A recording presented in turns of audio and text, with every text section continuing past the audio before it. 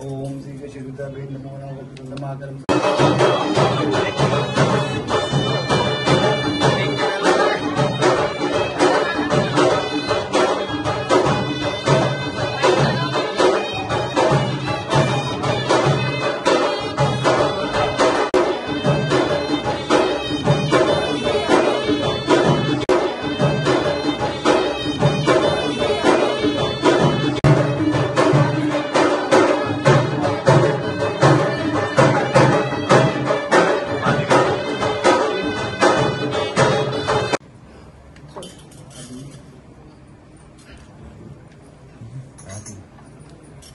ओम श्री कृष्ण नमो नमः। कोकणवासियांचा आणि महाराष्ट्रामधील प्रत्येक नागरिकाचा आवडता सण हा गणेशोत्सव आहे। बाप्पा आपल्या घरी येतात, बाप्पांचं मनोभावे आपण पूजन करतो। आज आमच्या देखील कोकणातील आमच्या मूळ घरामध्ये आम्ही गणपतीची स्थापना केलेली असताना प्रार्थना एकच केली आहे की आज राज्यामध्ये हिंदुत्वाचं सरकार आहे, हिंदुत्ववादी सरकार आहे।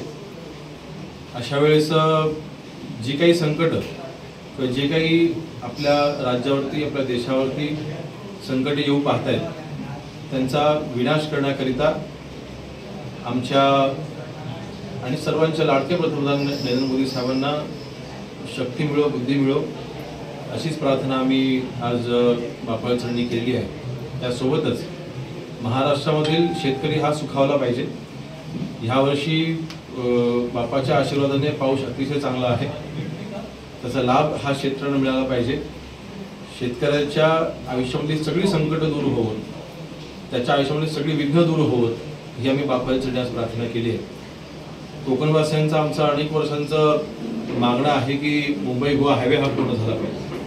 मला विश्वास आहे की पुढच्या वर्षी हे खरं तर दरवर्षी असं म्हटलं जातं, परंतु मला विश्वास आहे की पुढच्या वर्षी आमचा कोकणवासी आमचा चाकरमानी गावाकडे उत्सवासाठी येत असताना चांगल्या रस्त्याने येईल, चांगल्या मार्गाने येईल आणि मुंबई गोवा हायवे हा नक्कीच पुढच्या वर्षी हा पूर्ण झालेला दिसेल।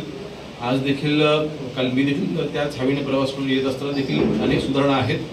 नक्कीच हायवे पूर्ण होण्याच्या आम्हाला ज्या आशा आहेत, कोकणवासियांना ज्या आशा आहेत त्या नक्कीच पुढच्या वर्षी पूर्ण होतील। बाप्पाच्या चरणी प्रार्थना करत असताना आज एवढंच मागणं केलेलं आहे।